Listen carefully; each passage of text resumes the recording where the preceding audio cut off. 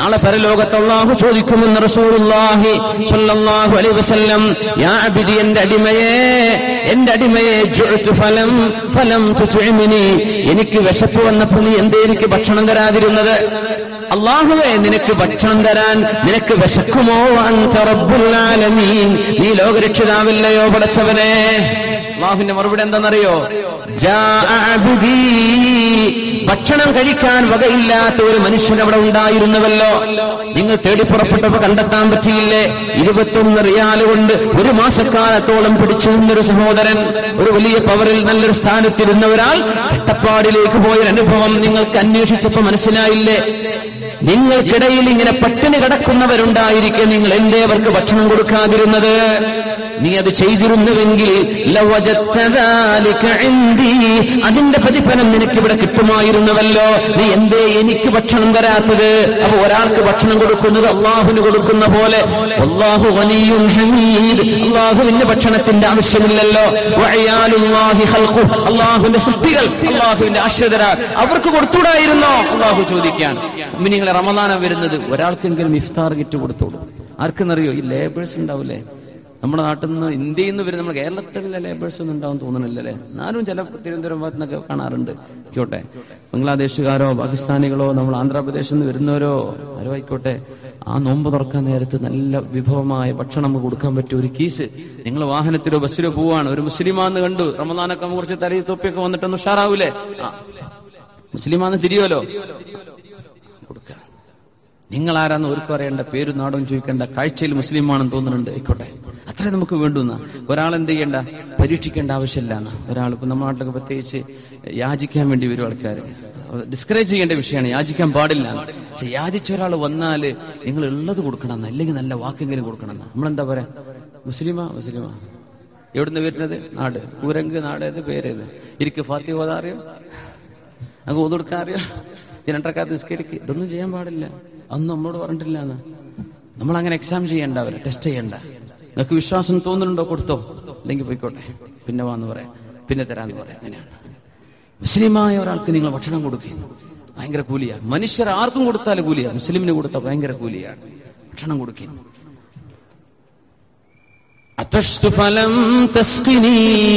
എനിക്ക് ദാഹം വന്നപ്പോ നീ എന്തേ എനിക്ക് വെള്ളം തരാതിരുന്നത്? പരലോകത്ത് അല്ലാഹു ചോദിക്കുന്ന ചോദ്യമാണ്. ഇന്നതൊക്കെ ചെയ്തോ ചെയ്തില്ലേ എന്നൊക്കെ ചോദിക്കുന്ന കൂട്ടത്തിലെ അല്ലാഹു തആല ഒന്നുകൂടെ നമ്മുടെ ലെവൽ അപ്ഗ്രേഡ് ചെയ്യാൻ, ഒന്നുകൂടെ മുന്നോട്ട്.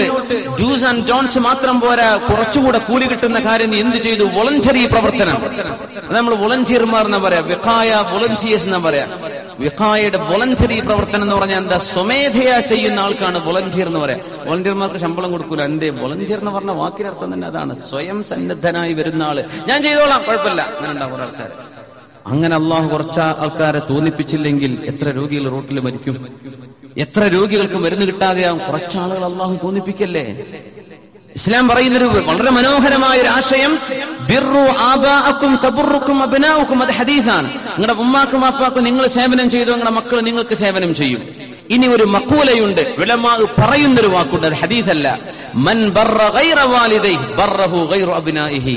സ്വന്തം ഉമ്മിമാപ്പയല്ല, വേറെ ആരുടെയോ ഉമ്മയും മാപ്പയുമാണ്. അവർക്ക് നിങ്ങൾ സേവനം ചെയ്താൽ നിങ്ങളുടെ സ്വന്തം മക്കളല്ല നിങ്ങളെ സഹായിക്കാൻ വരിക, വേറെ ആരുടെയോ മക്കൾ നിങ്ങൾക്ക് പ്രയാസം വരുമ്പോൾ നിങ്ങളുടെ മുമ്പിലേക്ക് വരുന്നതാണ്.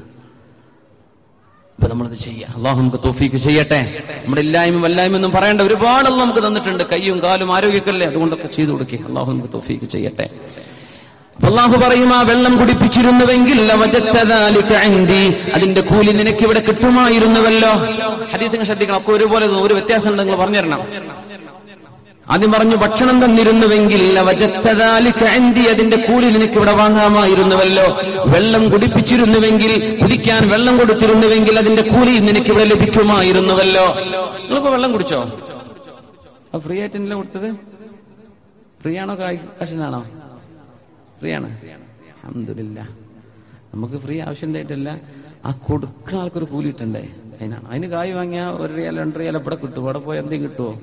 ഇല്ല. അപ്പൊ ഈ സംഭാവന ചെയ്ത ആരാണോ സ്വതക്ക്, അവർക്ക് അല്ലാഹു നല്ല കൂലി കൊടുക്കട്ടെ. ആമീൻ. അവർക്ക് ഈ പറഞ്ഞ കൂലി അല്ലാഹു നാളെ നൽകുമാറാകട്ടെ. ദാഹിക്കുന്നവർക്ക് വെള്ളം കൊടുക്കണം എന്നാണ്. പിന്നെ അല്ലാഹു 2 കാര്യം കൂടെ പറയാൻ പോകുന്നുണ്ട്. മൂന്നാമത്തേത്, ഫലം തക്സുനി, എനിക്ക് വസ്ത്രമില്ലാതെയായിരുന്നപ്പോ, വസ്ത്രമെടുക്കാനില്ലാതിരുന്നപ്പോ നീ എന്തുകൊണ്ട് എനിക്ക് വസ്ത്രം തന്നില്ല? അല്ലാഹുവേ, നിനക്ക് വസ്ത്രം ആവശ്യമില്ലല്ലോ പടച്ചവനെ. വഅൻത റബ്ബുൽ ആലമീൻ, നീ ലോകരക്ഷിതാവാണല്ലോ അല്ലാഹ്. അല്ലാഹുവിന്റെ മറുപടി, എന്റെ ഫുലാനുൻ ഫുലാൻ, എന്റെ അടിമകളിൽ മനുഷ്യരിൽപ്പെട്ട ചില ആളുകൾക്ക് വസ്ത്രമെടുക്കാനില്ലാതിരുന്നപ്പോ നിങ്ങളുടെ അലമാരകൾ പാൻസ് കൊണ്ടും ഷർട്ട് കൊണ്ടും ടീഷർട്ട് കൊണ്ടും തുണി കൊണ്ടും നമ്മുടെ പെണ്ണുങ്ങളുടെ ചുരിദാർ കൊണ്ടും സാരി കൊണ്ടും അലമാരകൾ നിറഞ്ഞു കിടന്നപ്പോ ഓരോ ഷർട്ടിലേക്കും ഓരോരോ വസ്ത്രത്തിലേക്കും യോജിക്കുന്ന ചെരുപ്പുകൾ വേറെ വേറെ മാറ്റിവെച്ചപ്പോ പെണ്ണുങ്ങൾക്ക് പുറത്തിറങ്ങാൻ ഓരോരോ സാരിയിലേക്കും ചുരിദാറിലേക്കും ഓരോരോ വസ്ത്രത്തിലേക്കും യോജിക്കുന്ന ആഭരണങ്ങളും വളയും മാലയും വേറെ വേറെ മാറ്റിവെച്ചിരുന്നപ്പോ വർഷത്തിൽ ഒരിക്കൽ ഒരു വസ്ത്രമല്ലാതെ മറ്റൊന്നും വാങ്ങാൻ പറ്റാത്ത എത്രയോ പാവങ്ങൾ നിങ്ങളുടെ നാട്ടിലും പരിസരത്തും ഉണ്ടായിരിക്കെ നിങ്ങളുടെ അലമാരകൾ നിറഞ്ഞു കടന്ന് നിങ്ങൾ ഒഴിവാക്കി തള്ളാൻ പോകുന്നത് പോലും ഒരു പാവപ്പെട്ടവന് കൊടുത്തോട്ടെ എന്ന് നിങ്ങൾ ചിന്തിച്ചില്ലല്ലോ. നിങ്ങളത് ചെയ്തിരുന്നുവെങ്കിൽ അതിന്റെ പ്രതിഫലം നിങ്ങൾക്ക് ഇവിടെ കിട്ടുമായിരുന്നു. അല്ലാഹു ചോദിക്കുകയാണ്, നിങ്ങൾ എനിക്ക് ഭക്ഷണം തന്നോ? നിങ്ങൾ എനിക്ക് വെള്ളം തന്നോ? എന്നെ കുടിപ്പിച്ച് എനിക്ക് വസ്ത്രം തന്നോ? ഇതൊക്കെ ആവശ്യമുള്ള ആളുകളുടെ കൂട്ടത്തിലുണ്ടല്ലോ, നിങ്ങൾ എന്തുകൊണ്ട് ചെയ്തില്ല? നാലാമതൊരു ചോദ്യം അല്ലാഹു ചോദിക്കുന്നുണ്ട്, എനിക്ക് രോഗം വന്നപ്പോൾ നീ എന്നെ സന്ദർശിച്ചില്ലല്ലോ. നോക്കണം, ഈ ഹദീസിന്റെ ബാക്കി നോക്കണം. ഇതുവരെ പറഞ്ഞതല്ല, ആ കൂലിയൊക്കെ നിനക്ക് ഇവിടെ കിട്ടുമായിരുന്നു. ഭക്ഷണം കൊടുത്താലും വെള്ളം കൊടുത്താലും ഭക്ഷണം കൊടുത്താലും ആ കൂലി നിനക്ക് ഇവിടെ കിട്ടുമായിരുന്നു. എനിക്ക് രോഗം വന്നപ്പോ നീ എന്നെ സന്ദർശിച്ചില്ലല്ലോ. അല്ലാഹുവേ, വകൈഫ തംറദു, നിനക്ക് രോഗം വരുമോ? അല്ലാഹു വഅൻത അർഹമുർ റഹീമീൻ, നീ ലോകരക്ഷിതാവല്ലേ പടച്ചവനെ, നിനക്ക് രോഗം വരെ. മരിദ അബ്ദി ഫലം തസുറുഹു, എന്റെ ഒരു പാവപ്പെട്ട എന്റെ അടിമക്ക്, ഒരു മനുഷ്യന്, മുസ്ലിമായ സഹോദരന് രോഗം വന്നപ്പോ നീ എന്തുകൊണ്ട് സന്ദർശിച്ചില്ല? നീ സന്ദർശിച്ചിരുന്നുവെങ്കിൽ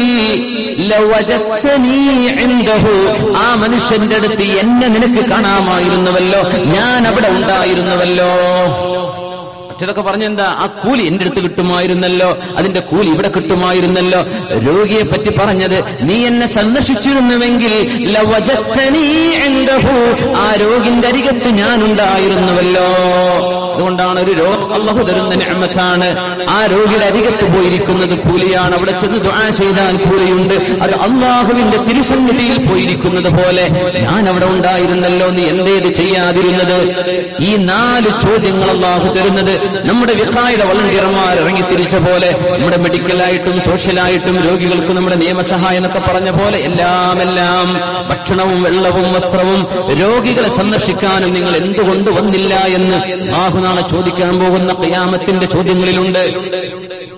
ഈ 4 ചോദ്യം നാളെ ചോദിക്കാൻ പോകുന്നുണ്ടെന്ന്. അതുകൊണ്ട് നമുക്ക് എന്തെങ്കിലുമൊക്കെ കരുതി വെച്ചോളി. കുറച്ച് വസ്ത്രം ആർക്കെങ്കിലും കൊടുത്തോളി, ഭക്ഷണം കൊടുത്തോളി, രോഗികളെ സന്ദർശനം ചെയ്തോളി. എനിക്ക് അല്ലാഹു കൂലി തരും. അല്ലാഹു നമ്മുടെ പ്രവർത്തകർക്ക് അതിന് തൗഫീക്ക് കൊടുക്കട്ടെ.